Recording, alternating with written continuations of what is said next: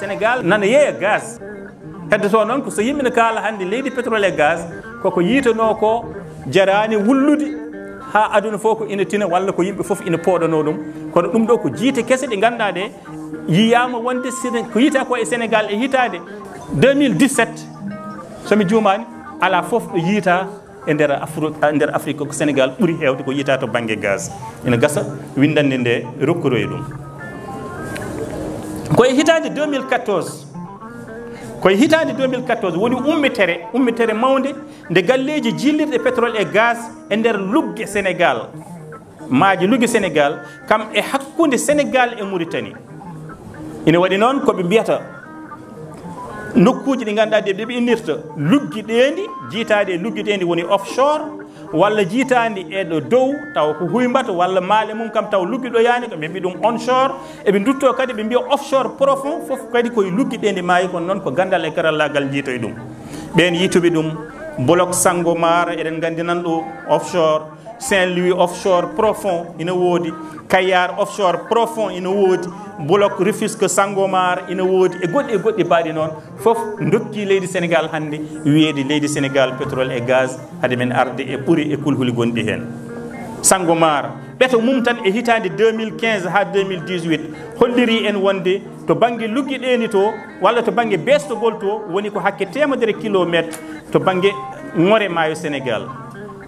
to banggue luggi ɗeni nder nderi nan kilométre uji ɗiɗi nder nderi to wawata yiitoyede toon haade mum noon kadi asanede boyli mbawɗi hutorede ɗum holno wonirta allahu alam ko anduɓe ɓe gandi ɗum waɗi jomumen boyli jeetati gadani puɗɗaɗi jarribede toon ina ɗamina hen hakke 650 million barigal wonande saha on nokku ina mofti kadi e gaz qimoteɗo e hakke 113 milliard to banggue métre cube eɗen gandi Sangomar fonno fuɗɗade koye hitande 2023 so fuɗɗanoma ina ɗaminano leydi Sénégal yaltina kala ñalawma 100 barigal par ñalawma so fuɗɗinoma e hitande 2023 eɗen e 2024 ina wiyano lewru juin kono eɗen gandi dille politique baɗɗe ɗe e yidde yurnitade piɓli baɗaɗe hakkude yiituɓe e way noon ene wawi addude caɗele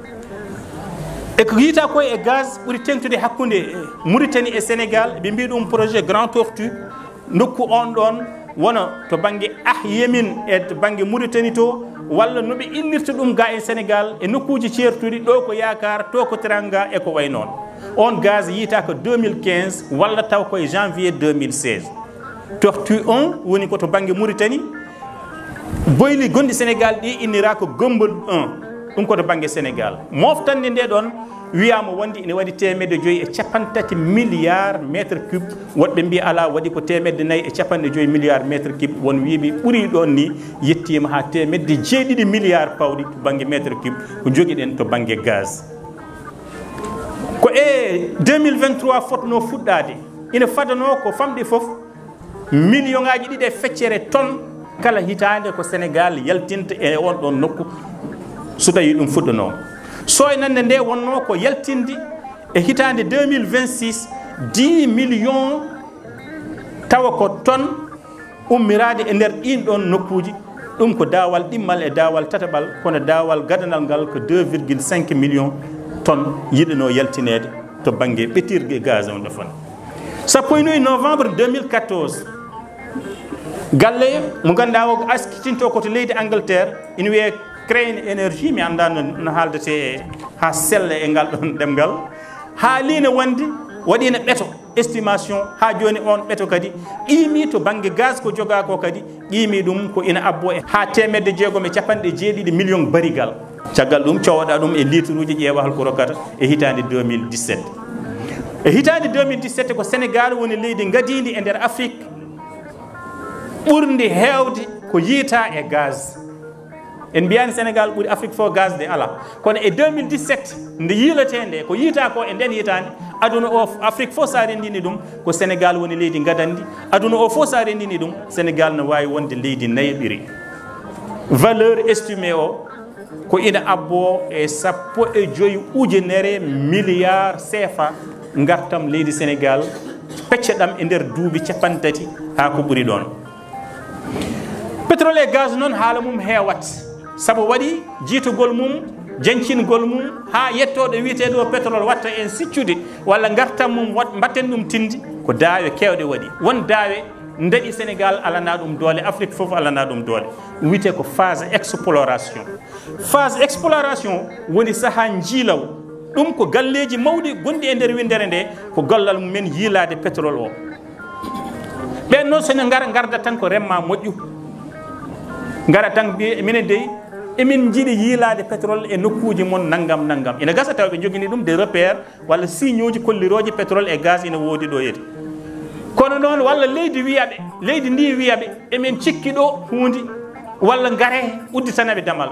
E ngal ɗon phase biten exploration en ngala kutorde en ngala compagnie ji en ngala galleji bawɗi yitude ɗum en mbawa en ngala wodnani Sénégal. Woodi ko galleji mawɗi e windere nde ɓenne so ina gara jomnotaka jiilota tan so jiiti kala ko ina yaltinoye hade mum yaltinoyede eɓe jomnote koko yaltinte ko maɓe jomne phase exploration o koɓe péri toon foof ha gasa. Soɓe jiitoyani Allahu alam, Allah jaram on jaram onon garno yiilade on jiitani on jaram allahumma salli. On phase exploration ko galleji ɗi kañumen e koye men ƴettat kunoto hankadi ƴettude ɗum ɗon. Ɗum waɗi jiiluwuji kewɗi mbaɗi e nder Afrique mbaɗi e nder Sénégal taw jomum men jiitani gasnat tan piɗɗo doto men jaaha jaafoɗon men e haala ka. Caggal ɗum ɗon noon koko wayno BP Cosmos énergie en ko wayno Worldside énergie en ko wayno Total énergie en adan kadi so ɓe jiilo fimdi adande nde ko concession wonno ha joni hankadi négociation woni disnodiral ngal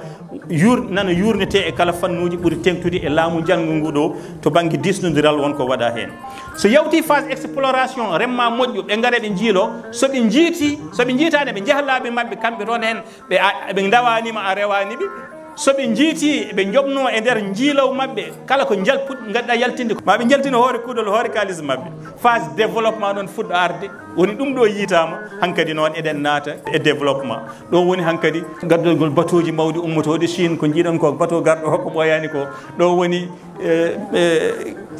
gasgol ɓulli e boyle e nder maaje. Ɗo kadi addi luure kewɗe hen sahaji luure politique. Ɗo sa ƴeewi serdi ceerno Alassane Sall e Macky Sall en. Macky Sall mo ganduɗa o yiddi mum foof wonno ko ɗum ɗo ko yiita e saaha makko woni arsigi makko ko haade makko yaade yoɗum yencine ɗum yinno ɗum fof yinno ɗum ɗo foof wonno koyɗol makko. ceerno Alassane Sall kañum wino ko tawde en ngala ko yencinta en ngala ɗum ɗon jaren sees jarani heñade ala ko jari ɗo heñade e jibini luure goɗɗe nderi ha mataw moni foof noon ne jogui dalilu mum kono noon ko dalilu politique wonata ɗon. Ɗum ɗon ne kadi addi dilli saabu no wiya ɓeto ngo waɗama wiya wonde leydi Sénégal e nder phase on ɗon so yencinama jogude dañde hen tan ko 10% faade e Petrosen 10%. 90% o jeeyi ɗum ko tubakoɓe golliɓe gueɗe ɗe e ɓen ɗon ɓeɓe ciifodiri contrat ji. Laamu ngu wi ala yarani hono noon wi kañum foof so qimoyama ko artata ko e jiifo laamu ngu walla e booño mum ko 60% ko capanɗe jeegom e ngal temedere compagnie ji ɗi e woɗɓe ɓeɓe ciifodiri ɓe jogori nawde capanɗe e kala temedere. On du ko labale noddi ko joom pucci en goɗɗinta ko toon saabu ko haala kewa ko woni ɗon ete haala kewa ko woni ɗon ete saabu taxe uji naati nder noɓe mbiyata redevance uji naati nder hankkadi ko hiiso wongo woni ɗon. So yawti phase exploration woni jiilogol, phase développement woni gollogol gueɗe ɗe ha wawa jibinde pétrole garen e phase jencingol woni ɗo hankkadi potaten tolnade ni mboɗo sikki e won nokkuji. Ɗum ɗon hankkadi nodda hankkadi kadi peccugol woni ko kalɗen ko joni joni. Eɗen gandi kala ɗo pétrole feeñno addi caɗele dilli keewi hono ɗon kono leydi Sénégal waɗani ɗum ko mbiten kanorɗe. Ɗen ɗon kanorɗe ina waɗi ko wiyete ko Petrogaz ko goomu cuɓangu mbangu yimɓe sertuɓe to banggue politique to banggue iwdi to banggue leƴƴi fawade e dow gandal mumen e dow nundal mumen mbaɗa ngun ɗon goomu beele ina jurnano leydi Sénégal dañal mum gueɗo fof. Gueɗal gongal darde ngal ko Institut national du pétrole et du gaz ngam heblude sukaɓe leydi Sénégal janggo jogonade koye mumen pétrole mumen e gaz mumen. On institut haralde adande nde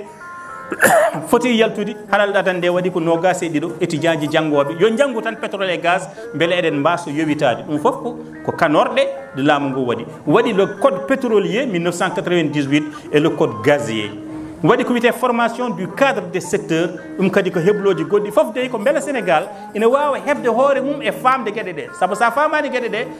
jomen anduɓe gueɗe ɗe ene mbawi funtirdema fannuji kewɗi nden noon andande hoore mum wawande hoore mum ɗum waɗi laamu ɗum ɓennugo ngu ɗo waɗi ɗen foof waɗi kadi ko wiyete ko la loi sur le contenu local woni nokku ɗuɗum yita ɗo holno jomumen jiitorto hen koye mumen ɗum ne kadi ko ɓetoji mbaɗa e on ɗon fannu waɗi kadi itte ko kañum waɗata publier dendagal contrat mbaɗade pétrole et gaz mone men fof ne wawi fodde wawde yurnitoyade ɗum hoore mum e nder nden ɗon tufdi walla e ngal ɗon kolngal yanti kadi Sénégal Allah walli ɗum haade mum ni yaltinde pétrole et gaz wawde jeeyede e OPEP woni leyɗele dendinde pétrole et gaz kono kadi wawde wonde membre observateur e ɗum koɓe mbiyata forum des pays exportateurs du pétrole kulhuli e fartanŋeji woni dawal ɗimmal yewtere men nde article 5 mbe sikki waɗama e nder constitution Sénégal hollirde wonde dendagal ngalu jiitago e leppi leydi Sénégal walla e nder mbundi maayo Sénégal ngunɗon ngalu ko ɓiɓɓe leydi ndi jeeyi ɗum ko le peuple adan haade on constitution waɗede e 2016 wiyeteno ko jeeyi ɗum ko l'état état noon ko laamu ko foof joni wi jeeyi ɗum ko le peuple ko ɓesgu leydi Sénégal jeeyi ɗum sa yeehi article 5 o ina holliri en tous les jugements ou accumulation naturelle d'hydrocarbures sur le territoire de la République du Sénégal sont la propriété exclusive du peuple sénégalais. Oui, cette disposition prévoit également que la gestion des revenus pétroliers garantit notamment une épargne intergénérationnelle. Woni kala ko yita e pétrole ko ɓesgu leydi Sénégal taw jeeyi ɗum ko gueɗel gadanel ngel gueɗel ɗimmel ngel ko yonta hande o woto wi pétrole yitama e 2014 tan ñaamen ɗum ɗo e 2024 walla ñaamen ɗum ɗo e 2030 wi ko waɗi feccere wotere taw nden feccere resana ko yontaje garuji se leydi Sénégal kadi jeyama e leyɗele jaltinoje gaaji rutti e jeeya e OPEP kono noon gam gona tan leydi ndi ganduɗa ndi ko keptinadi leydi pétrole et gaz alay saago mbaɗa e nder fedde nde walla ɗen pelle duuɓi capanɗe joyyi tawa waɗa exploité loi contenu local en kaali ɗum ko gartam mbawɗam jibinande wonande jibinaɓe ɓe e nokku on ɗon la responsabilité sociétale d'entreprise woni RSE ɗum ni kadi ko gartam mbawɗam kala entreprise golliɗo e ɗir nokkuji ɗin ɗon pétrole et gaz yo ittan ɓe tawi ɓeɗon gueɗal kala koɓe cohli so école aji so ɗum ɗo hayso tawi responsabilité sociétale d'entreprise horma ko ɗo e nder leydi Sénégal kono kadi taƴanaka no ɓuuri labtirde tan lowdi mum eɗen ɗaɓini to banggue avantage ina jibinana en ustugol jaaru courant ɗo e nder leydi ndi soynande nde ko courant Sénégal foti ustade to banggue facture mum capanɗe joyyi e kala temedere kono ɗum ko soynande ɗum ko kalten fof noon koko winda hakkude ko winda ko e ko wodata ko hen saahaji won dawal manggal ɓiili ɗon ina soyna